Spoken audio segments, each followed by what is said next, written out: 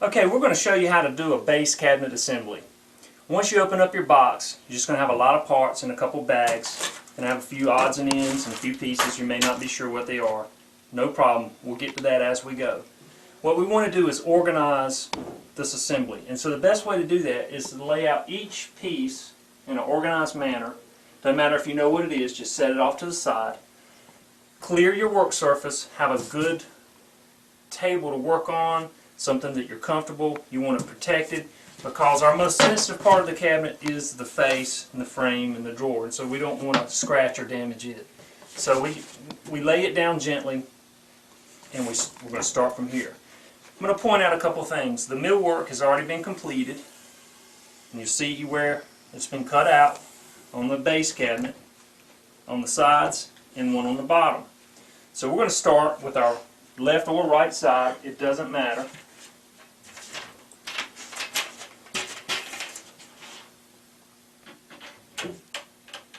The clips are already lined up and should go right into place.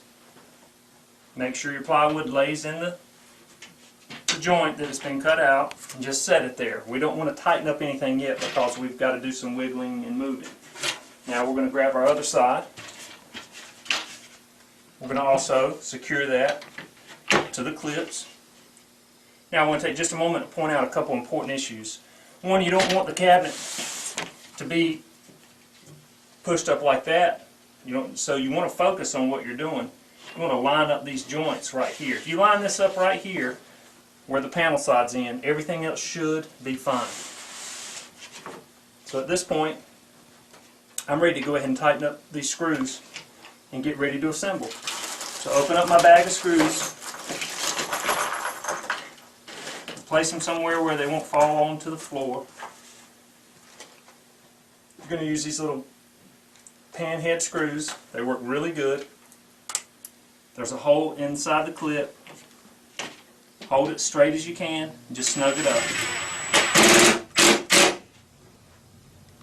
Just snug, don't hold it until it strips out. Then we'll do the other side.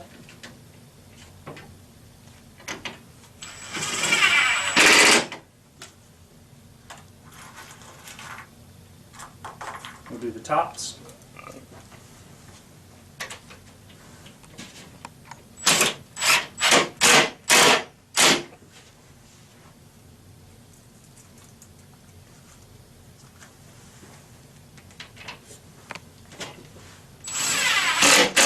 Now I want to take just a moment to point out something. Once in a while you may see a clip, it may not be lined up just right. If so, just back the screws out, readjust it, and refasten it. It's not a big issue at all. At this point you go back, snug up all the left and right screws, and you're going to feel this unit start to get really tight.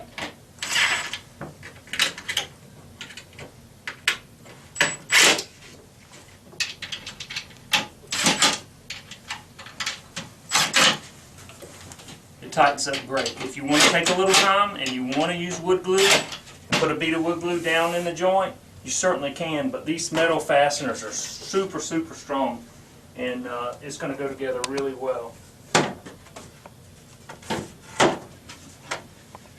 The next piece, and you may not know, what this piece was for. If you see that there's no banded material, it's raw plywood. You can see it. You know this is not a shelf or anything like that.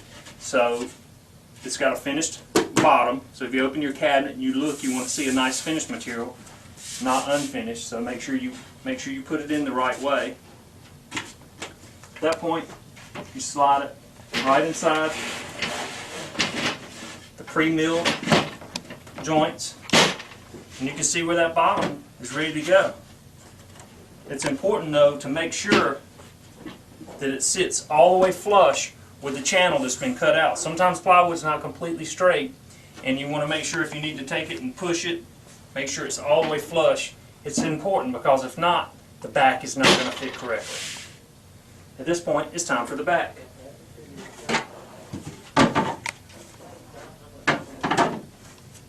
When you get your back panel, you're going to see all the clips already fabricated, already made, drilled on it.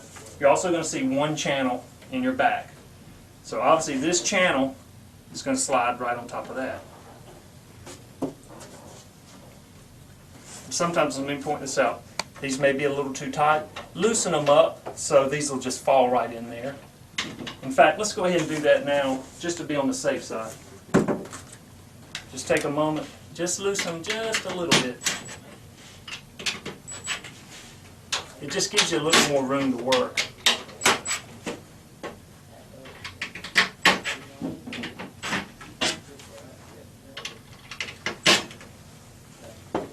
Once you got these loosened up, we're ready to slide that back in, and then we're going to be finished here in just a minute.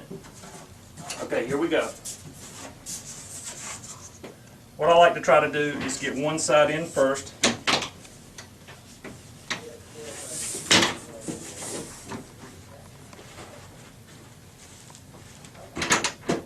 And I just set it in there, and I come around to the other side, start at the back, walk around to the front, push it in there. See, by loosening those up, it fits fell right into place.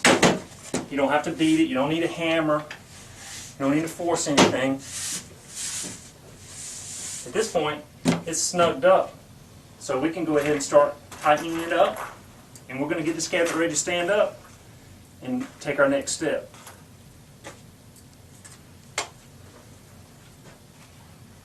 Take your time, don't get in a hurry. Make sure everything stays flush and tight.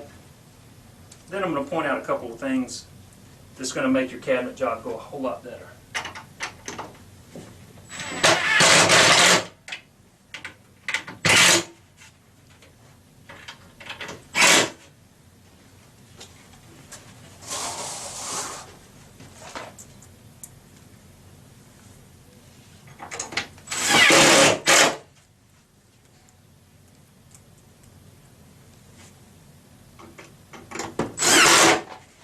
In fact, it may be easier to stand the cabinet up and work with it that way. So if you wanted to stand the cabinet up,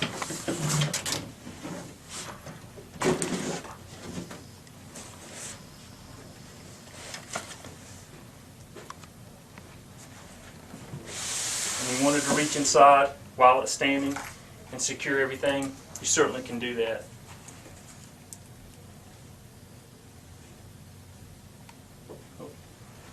Already got those in. Right around here to the back. You may even, at this point, want to set it on the floor so it's a little bit easier.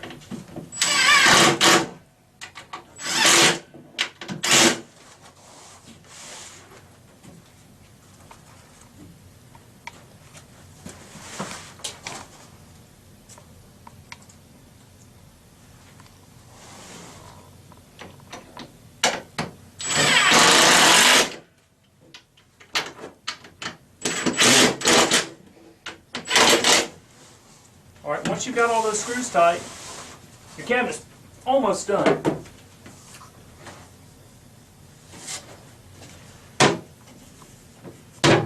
Now I'm going to point out a couple things here. I'm going to lay this cabinet back on its back so I can show you something. Alright, this is where the toe kick goes. It's going to come with a factory piece of toe kick. It's already finished and smooth on each side. And so if this cabinet sat by itself in the middle of your floor, you simply would install this, lock it into place, set your screws, and it's done.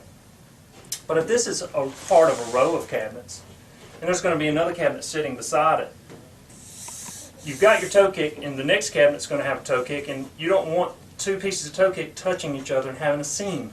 Then you have to put another skin on top. So there's a little bit better way of doing it if you have your chop saw. Before you install this, if you'll take it, mark it here, right there. In fact, let's point it out. If you put a mark on it right here, and right there, then you take this off, take it out, chop that edge off, and chop that edge off. You want to remove these. Then when you come back, you recess it down where it's flush, just like so. You'll see that this would sit flush with here. Once it's flush there, then your toe kick's done. Once the cabinet's installed, you skin over it, and it's a nice, smooth, really professional installation.